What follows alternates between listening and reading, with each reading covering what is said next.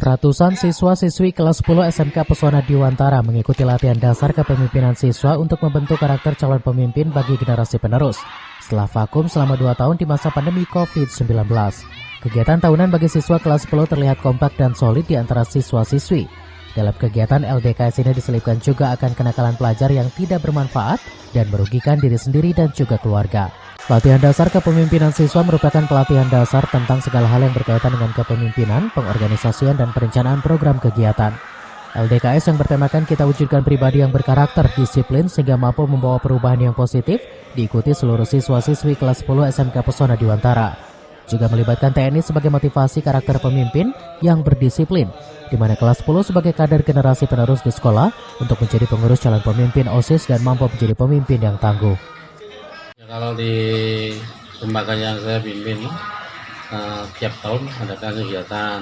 Tapi setelah masa pandemi kemarin, 2 tahun kan kita nggak mengadakan kegiatan. Baru sekarang ini momentumnya dengan kurikulum yang ada sekarang, mendekati tes, ya mendekati mengisi mundurnya libur semester, kita isi anak-anak untuk pembinaan karakter ya. Jadi memang tiap tahun kita rutinitas kita adakan.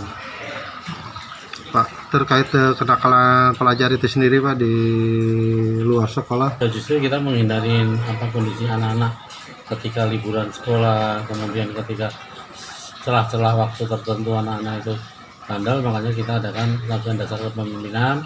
Di antaranya materi dasar kepemimpinan itu adalah satu, membentuk kerjasama, kemudian yang kedua, anak-anak itu juga manfaat dari tawuran itu memang tidak ada manfaatnya, lebih banyak merugikan baik diri sendiri maupun orang tua dan lembaga dalam hal ini.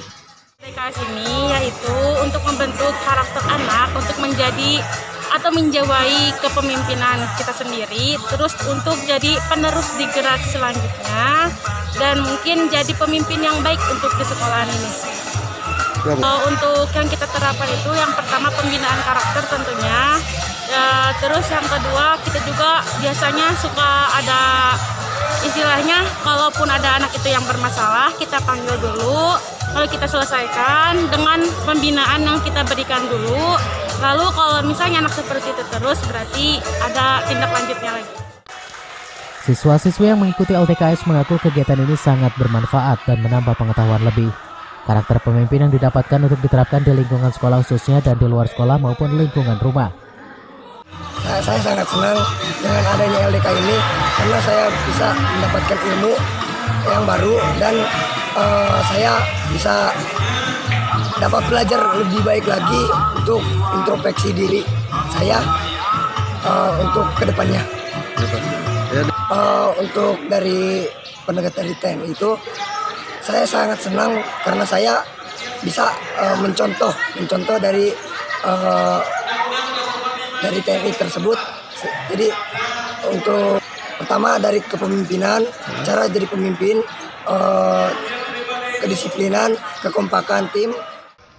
Diharapkan dengan kegiatan LDKS seluruh siswa tumbuh kesadaran dan kemandirian terkait berbagai hal selama menjadi seorang pelajar.